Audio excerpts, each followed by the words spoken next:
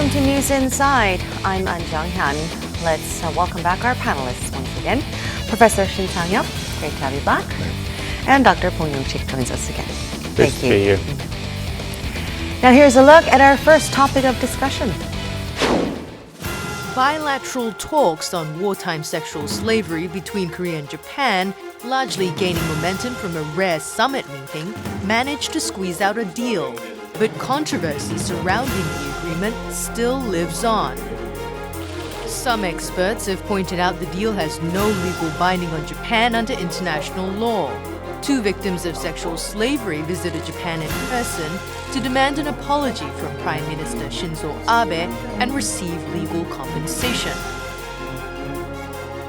Meanwhile, over in Japan, the media have for the most part praised the recent agreement.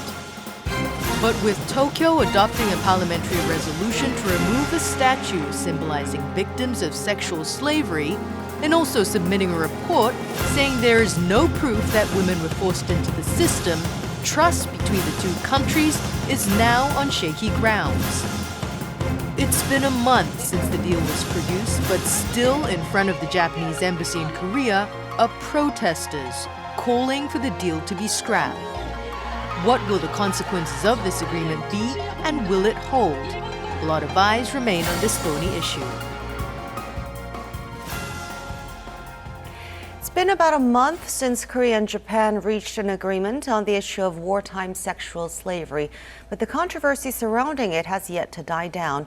Public opinion especially seems to be against the deal. Now, apology and compensation for wartime sexual slavery was a key hurdle to improving Korea-Japan relations. Now, an agreement has been reached, but the debate over it seems to be intensifying. Why is that? Well, there could be several reasons, but I think the major reason for the situation we have is the Japanese government attitude toward this issue.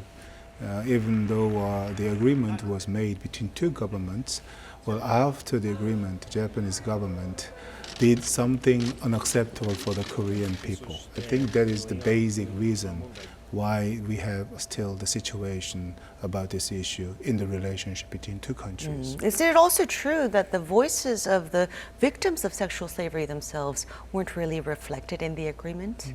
I think we should play a bigger blame on the Park Geun-hye administration. It was a Park Geun-hye administration that raised the bar of expectation among South Korean public about what would constitute the acceptable settlement for this issue of Korean comfort women by Japan's military since its inauguration about 3 years ago. And the failure to meet the raise the expectation among South Koreans is the source of the current dissatisfaction. According to the most recent public opinion survey conducted by the Asan Institute for Policy Studies, 36.2% said that they think positive about the settlement, but 51.5% say that they found the settlement wanting. Because the biggest reason for the dissatisfaction among those South Koreans who find the settlement lacking is that the government failed to make the appropriate and sufficient prior consultations with the victim themselves. And that's exactly the line of argument advanced by none other than President Park Geun-hye herself, that she repeatedly emphasized that any settlement with the Japanese government on this issue should be made in a way that would first meet the expectation of the public and satisfy the victims themselves. And the very fact that victims refused to accept the settlement after both foreign ministers announced the settlement on 28th of December last year is a clear evidence that it was rushed and improperly handled by the Korean government. Well, as Dr. Bong pointed out, President Park Geun-hye herself has said she's not 100% satisfied with the deal, but that it was the best that could be done. Well, here's a look at what some people think about this deal. 그러니까 완벽하게 끝났다고 생각하지 않아요. 계속 끝나지 않았으니까 계속 문제가 될 것 같아요. 24년 동안 할머니들이 시위를 해오셨고 그런 할머니들마저도 많이 남지 않으셨잖아요. 그런 와중에 이렇게 단순히 외교적 문제로 치부될 만한 문제인가도 싶고 합의를 통해서 좀 서로 협력해가고 앞으로 더 좋게 발전했으면 좋겠다고 생각합니다. 이번에 계기로 한일 관계가 더 좋아질 거라고 생각합니다. 더 이상 이걸 갖고서 한일 관계를 가로막는 일이 없었으면 하는 바람인데 자꾸 근본적으로는 합의된 것에 대해서는 환영을 하지만은 좀 절차상이라든지 결과 증거 측면에서 부족한 점이 없지 않았나 하는 그런 아쉬움을 갖고 있어요. So we're hearing mixed opinions between it wasn't the best, but the best possible. And Korea, in effect, gave Japan a way out. What do you think, Professor Well, Shin? personally, I think the agreement itself it is very meaningful. I mean, I'm standing rather positive side about this settlement. But I want to empathize this point. I mean, considering economic situations facing the Korean economy, well, according to the prediction, Korean economy will face serious challenges in the next few years. And because of the comfort woman issues, actually, we had quite worst period in the relationship with Japan. And considering political situation also, we certainly have needs for restoration of the diplomatic relationship with Japan. So in this context, I think the agreement itself is acceptable. But the problem is actually, personally, I think the government did not prepare well enough to produce a productive outcome in this settlement. After the agreement, the Japanese government actually denied comfort women. So I think whenever we had such a kind of unacceptable responses from the Japanese government, Korean government, I think they failed to respond properly. Those kind of things gave the old Korean people, make us very upset. So these kind of things are the proofs showing how lack the preparation the government had in dealing with this issue. So I think the agreement itself, personally, I think is acceptable, but I think the follow-up or preparation for this agreement made by Korean government were not enough. Yeah, speaking of Japan's attitude, less than a month after the deal, Japanese Prime Minister Shinzo Abe reiterated his government's earlier stance that there is no proof, saying that these women were forced into sexual slavery. Japan also submitted a report to a UN committee to that effect. How should we interpret this move? Well, we shouldn't be surprised because it has been consistent position held by the Abe administration that all the Japanese government could do in terms of apologizing for the incident in history is to assume moral responsibility. So the letter of the settlement announced by both the foreign ministers in December left the definition of responsibility open to different interpretations. It only says that Japanese government assumes the responsibility, not legal responsibility as asserted by the Korean government, but not as a moral responsibility, the only acceptable term asserted by the Japanese government. But Kishida, foreign minister of Japan, actually explained to the Japanese reporter after the settlement was announced that nothing has changed and Japan's government position is the same, that the issue had been completely settled by signing the Normalization Treaty in 1965, and Japan's government has no reason to assume legal responsibilities for the sex slavery. So the content of the settlement itself was rather insufficient to meet the anticipation of the Korean government. There's been speculation that the unexpected deal that came after 24 years of going nowhere virtually was partially due to pressure from the United States. From our foreign relations point of view, is it possible that the U.S. could have had a hand in all of this? Well, there's a speculation that Washington was always behind the scene. And it is true that the Obama administration was deeply disappointed and alerted by lacking any visible progress made in terms of Korea-Japan relations, even after it sponsored the first Korea-Japan and U.S. trilateral summit meeting in Hague. But I wouldn't go as far as saying that the Washington put a definitive pressure on Park Geun-hye administration and Abe administration to settle the issue no matter what. But the reaction by Washington was very clear and fast, that immediately after the settlement was announced, that U.S. government wasted no time to issue the statement welcoming the result. And this is a very disadvantageous progress of situation for South Korea, because if you read carefully the text of the announcement by both the foreign ministers, nothing is permanent.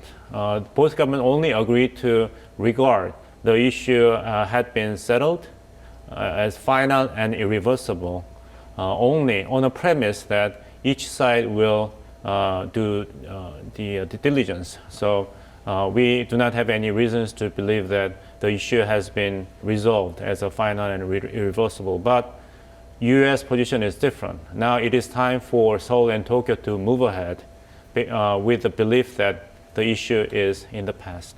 It's been pointed out, and you mentioned this also earlier, that the Korean government has been rather slow in following up on the deal. What needs to be done here now? Well, basically the Korean government should respond very promptly and very clearly. I think without those kind of countermeasures against the Japanese measures, I think it will be very difficult for the Korean government to make some consensus of Korean people towards this issue. I think in the coming April there will be general election, so I think the government certainly have some burden, I think, in some sense. And I think this is not the issue only for to get the support from the people for the coming general election. I think this is the historic issue. I think the government should have to touch the fundamental things in dealing with this issue. Otherwise, I think there will be an endurable confusion, so to speak, about this issue. There is some high possibility for us to have those kind of confusion in our society. I think it's not good for us. So I think at the moment, what the Korean government should do is make it clear our Korean government stance to dealing with this issue, but more specifically speaking against the Japanese government measures or attitude towards this issue. Otherwise, I think, it's going to be very difficult, and it will require more time, more efforts, more agony of the Korean people. As we've discussed, the issue of wartime sexual slavery still remains a thorny issue in Korea-Japan ties, which needs to be resolved for both countries to take their relations to the next level. Now let's move on to our next topic of discussion.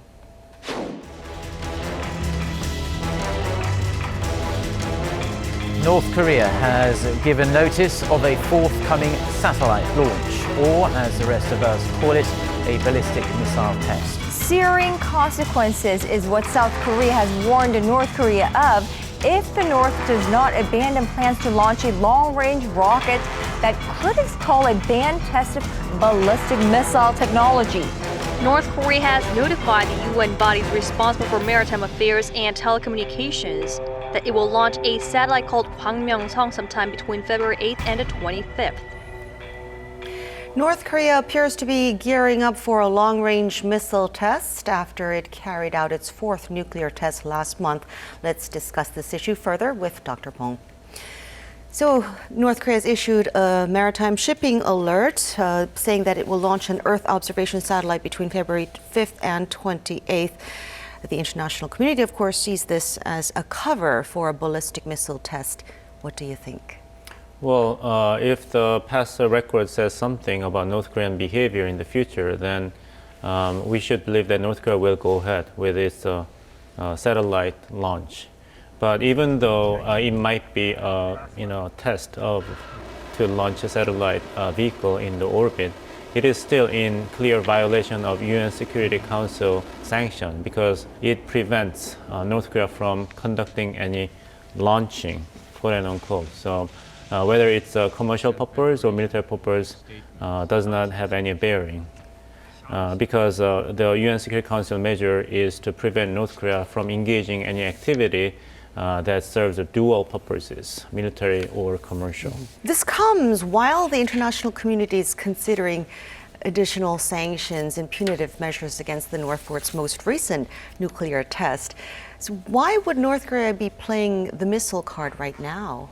In order to achieve its ultimate goal, which is to become a nuclear state, which is capable of launching second strike capability with nuclear weapons, with a reliable long-range delivery system to the United States. The early reports testify that the launching pad has been changed.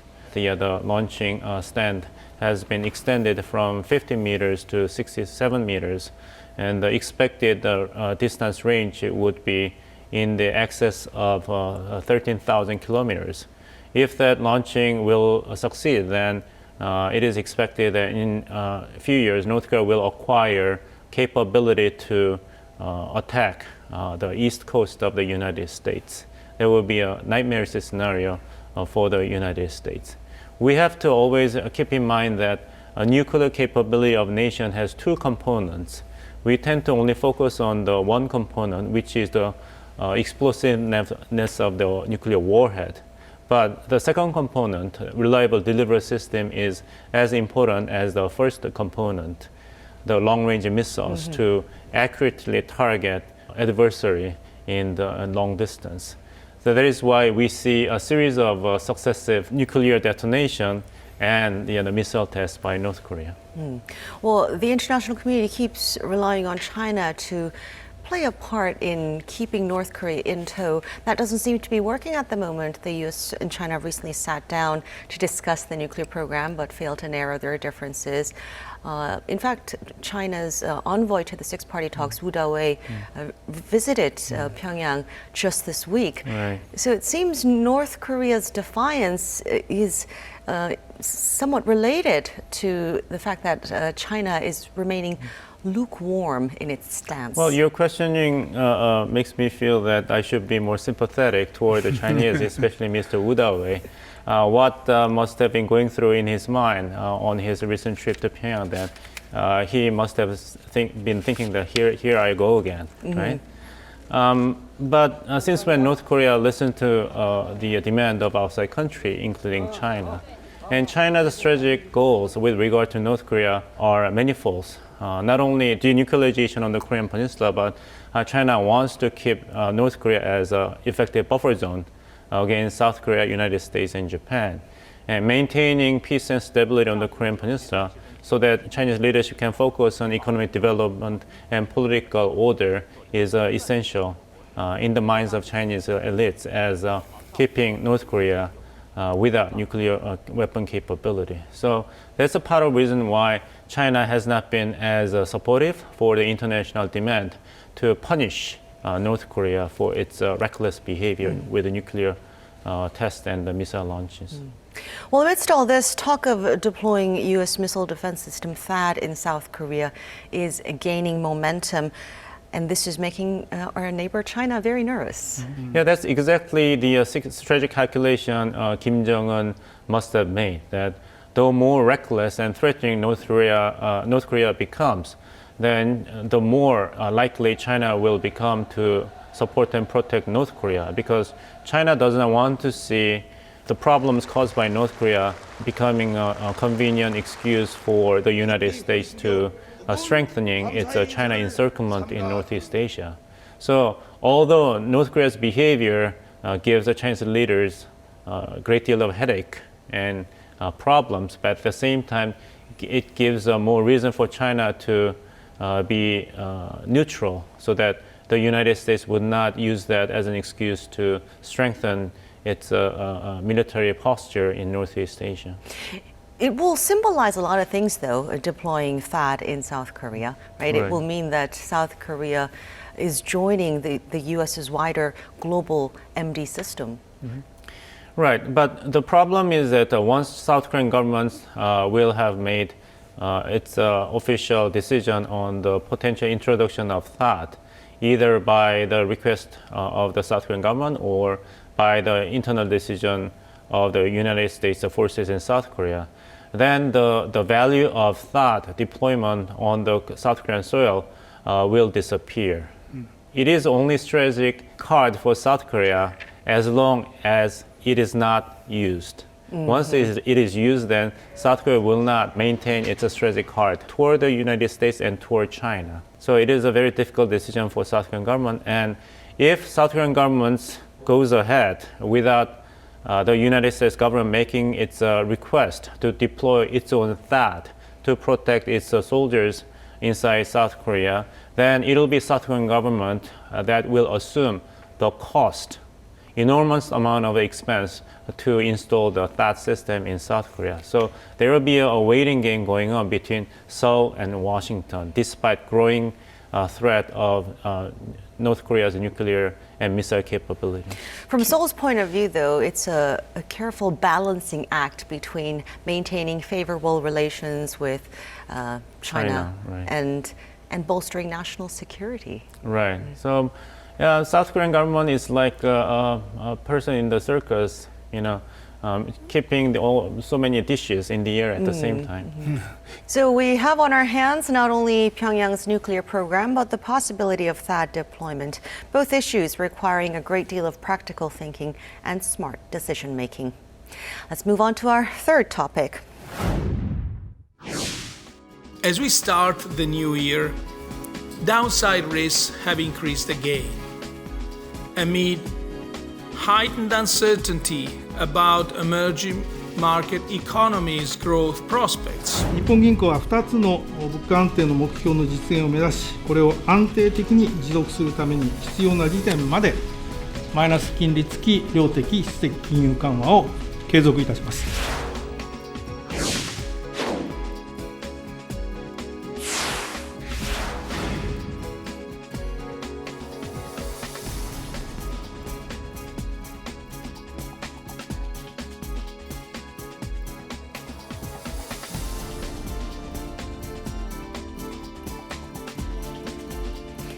In a surprise move, the Bank of Japan for the first time announced a negative interest rate policy, in effect charging commercial banks with a 0.1% fee for fresh deposits parked at the central bank. It's considered an extreme measure aimed at breathing life into the flailing economy. Exactly how bad are conditions in Japan? Let's put this question to Professor Shin. So first, would you tell us what this policy entails? As you know very well, there are two types of interest rates. Interest rate for savings and interest rate for loans. I think this case, negative interest rate means the negative interest rates for savings, particularly the transactions between commercial banks and central banks. I think the main purpose of this negative minus policy, the interest policy, is to promote the economy. Japanese economy has been in depression over the last several decades, and the Shinzo Abe Prime Minister tried to revitalize the depressed economy by using so-called the financial and the physical policies. One of the representative financial policy is interest rate policy. Actually, Japanese government adopted the zero interest rate policy in 1997. Well, same the objectives they had. They wanted to promote the depressed domestic economy, but they failed. So they even take the one step further. They decide to take the minus the interest rates. But the question is remaining still. We have to wait the answers for this question. That means that considering the experiences in European countries, some European countries such as Sweden and Swiss and Denmark, after adoption of the negative interest rate policy, they failed to revitalize the depressed economy. Why? Well, when they face some economic difficulties, particularly prediction is not very bright. Many people, even including some corporations, they do not spend money. They just want to keep the money in their pocket. So, unlike the expectation which the government officials have from the adaptation of this zero interest rate policy or even negative interest rate policy, people do not spend their money. They do not consume, as the government officials expected. So I think that is the puzzle, which the Japanese government should have to solve in order to maximize the effectiveness of the minus interest rate policy. So negative interest rate means that banks, rather than holding on to their money, would be more likely to lend the money to consumers in a perfect scenario. But it doesn't seem to be happening, is what you're saying. We have to wait and see. But suppose that we have money, but I doubt whether I will make such a kind of income continuously, then I do hesitate to spend money. I just rather keep the money in my pocket. Well, the Japanese domestic situation is not secure the future bright situation as the Japanese government officials expected. So still Japanese companies and people do not show active increase in their consumption behavior. They do not change their consumption behavior. Of course, some Japanese companies can use the money to make a foreign direct investment in other foreign countries. But there is another requirement. That is that, as you know very well, global economic situation is not very good though. So considering these kind of internal and external situations facing Japanese economy, I think we still wait whether this minus interest rate policy can give some momentum to the Japanese economy. Professor Shin, you mentioned earlier that several banks in Europe, including the European Central Bank, were the first to adopt negative interest rates. It's been about 1.5 years since that began, so have we not seen an improvement in the European economy yet? No, not at all. Actually, we can see the increase of the money in the saving accounts. The people in European countries, and then the corporations, they are very hesitating to make investment, or they are very hesitating to use their money. So I think unlike the expectation of the policymakers in European countries, actually the market, we cannot see the large increase of the money in the market. In fact, in response to those kind of situations, some European governments lower interest rates. For example, Swiss government actually has the minus the 75% the interest rate for savings, and how about Sweden? They have even minus 1.1 percentage point. And how about the Japanese? They actually just 0.1%. I think this means what? Well, regardless of how much changes in interest rate itself, I think without the change of people's mind or perception towards the market, I think this policy cannot be successful. So people would rather hold on to their cash rather than put them into savings accounts. Well, following Europe and Japan, there are growing calls for the U.S. Federal Reserve to go negative as well. How likely is that? But I think we have to analyze the situation in USA and in Japan. Well, Japanese economies right now try to move. They just wake up after several decades sleeping, right? Sleeps. But how about USA? Last December, December 10th, the Federal Reserves in the USA, which is central bank in USA, decided to increase the basic interest rate by 0.25 percentage point. This means that they show their confidence in the economic recovery. But the basic differences between USA economy and Japanese economy is this. Japanese economy does not, fail to show their market will be restored, while the American economy has shown some aspects which makes us have some idea, thinking that the USA economy will be restored in a near future. So what I'm saying is that on a short-term time, for a time being, USA economy is expected to get recovers from the so-called economic difficulties, but we have to wait and see. If USA economy face another difficulties, I think there's a possibility that they can adopt the minus interest rate policy. But I think at the moment, the possibility is not very big. Then how will the Bank of Japan's decision impact Korea? Will the Bank of Korea be under more pressure now to lower interest rates as well? I think so. Why? Because that interest rate is directly related to exchange rate, values of local currency. Well, there's a very simple economic theory. When there's devaluation of the currency, on the short-term basis, there will be the increase of exports. On the short-term basis means in economics means that not physical period. The short-term period means that no changes of production factors. So Japanese economy, I think by adopting the negative the interest rates, there will be more supply of Japanese money, yen into the market. Then the value of Japanese yen against USA dollar will be depreciated. In the same context, the Japanese yen value against Korean won also will be depreciated.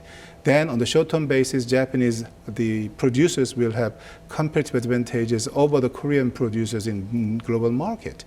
So we have had serious difficulties because of the Abenomics, the resulted in the depreciation of Japanese yen. Right. Because of the minus interest rates, I think the depreciation of Japanese yen against USA dollar and against Korean won will be continued. So this is the reason, why the government or Bank of Korea has some burden. Consider very seriously about the adopting the low interest rate policy or zero interest rate policy or even minus interest rate policy. Well, the Bank of Korea is scheduled to hold its policy meeting on February 16th, so let's keep an eye on the outcome of that meeting as we move on to our next topic. European countries that were once hospitable to refugees are now taking a tougher stance against them. They're either clamping down on numbers or they are enforcing stricter regulations, all in response to growing social problems caused by the refugees. So, Dr. Bong, it's hard to think that these governments didn't foresee potential problems that could arise with the influx of refugees. So why the anti-refugee policies now? Well, maintaining and creating a viable political community is a common challenge for any sovereign states. And failure to completely and perfectly predict the consequences of your action to open the border to new immigrants is a common problem that can be expected. European community holding on to its own dream of building a bigger community beyond the sovereign borders is one thing, and it is another to accept foreigners outside the European region to be part of that fulfillment of the dream. So it is a very perennial and important question in any politics, how to decide on what grounds who's in and who's out. And European countries are undergoing such difficulties in defining the problem. Mm-hmm. Mostly as a result of crimes committed by these refugees in their respective countries. Right, but there's an exaggeration that crimes committed by the refugees inside the European countries. Good example is the false report about the sexual harassment case in Cologne of Germany. So it is very emotionally charged accusations, and some politicians may think that they could take advantage of that pent-up emotions against refugees inside the borders. Mm. The OECD and the UNHCR recently came out calling on the International Committee to step up efforts for greater refugee integration. They're saying that it makes economic sense to help them for future growth and development. Would you agree? One of the most common global issues for the most advanced economies that is the high unemployment rate. And particularly youth unemployment rate is one of the hot social issues in most European countries. So on mid or long-term basis, yes, we should give a chance to the immigrants by let them have the training. We should give them a chance to contribute to the economic development of the country, not only of the country, but also the region of the global economy. But on the short-term basis, I think it's going to be quite different shape. It's going to be quite difficult to get the support from the people because, as I said before, many people will understand immigrants as their competitors in searching their jobs.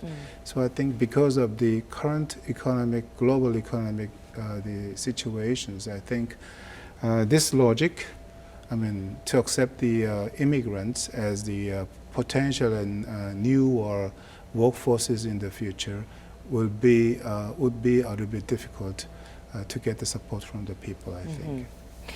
Let's take a look at Korea. Korea was the first country in Asia to legislate a refugee act, but it's been rather slow in accepting them, even though the number of asylum seekers hit a record high just last year.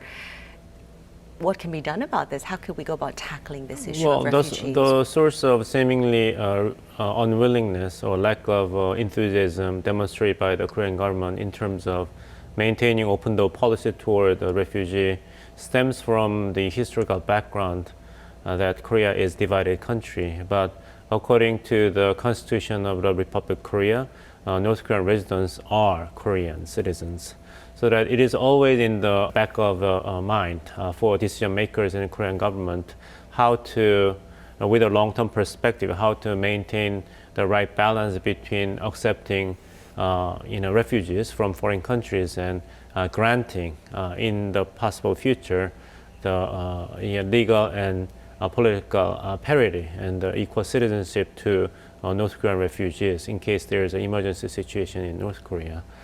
So it is a very difficult task for the Korean government to define the national identity and the sense of community with North Korea in mind in the wave of globalization. But there's a positive values coming out of South Korea's dilemma dealing with the wave of globalization and the rising challenge of global refugee. Because Korea was the country that suffered dearly from exactly the same problem, which is during the Korean War.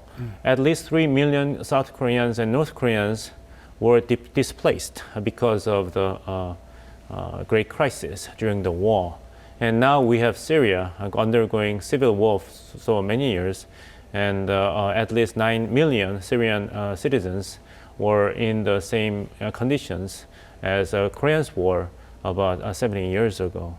And Korea is a very responsible country in the international community, so that participating in the international effort to alleviate the sufferings and problems for refugees in the world not only is in the right parallel with South Korea's own historical experience, but it will help South Korean government and its citizens properly prepare for the potential case in which South Korean government will be compelled to immediately but effectively respond to the crisis situation taking place in North Korea. So it is.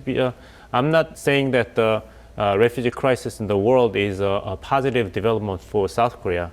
I'm only saying that there is some positive values for South Korean government and citizens to be more responsible, even from the perspective from national interest. So should we become more involved in this refugee issue? Yes, but very carefully. I mean, as Dr. Bong explained, I think we have to fully committed and participate in the global efforts to alleviate the difficulties of the refugees or immigrants. Well, the Hungarian government already proposed so-called the quota system, refugee quota system, even though it fails to get the immediate response from the global community. But I think at least we have to participate in discussion about the system or discuss about how to operate the system. That can be one example how we're going to participate in global efforts to deal with this issue. But at the same time, we have to consider domestic economic situations. So that's the matter of decision, in fact. The government should have to decide on what they put the first priorities. And which means that if we put the first priority on the human rights of the refugees, we have to take more aggressive open door policy to refugees. But if we put the economic stability and political stability, of course we have to take the rather a little bit passive policy to deal with this issue. But one thing which I want to underline is that, as Dr. Bong pointed out, we have a burden that is North Korea. I mean, if we get in unification, well, even though North Korean people are not refugees, but they are the people we have to take care of. That means that basically, even though the title, whatever we call them, we should have to some special policy similar to refugee policy, something like that. So I think we have to consider those kind of aspects as well in making a final decision dealing with this issue, I think. Well, thank you very much, Professor Shin and Dr. Kwong, for sharing your thoughts with us today, and we'll hope to see you again next week. That is all for this edition of News Inside. Thank you for watching. We will be back with more next week.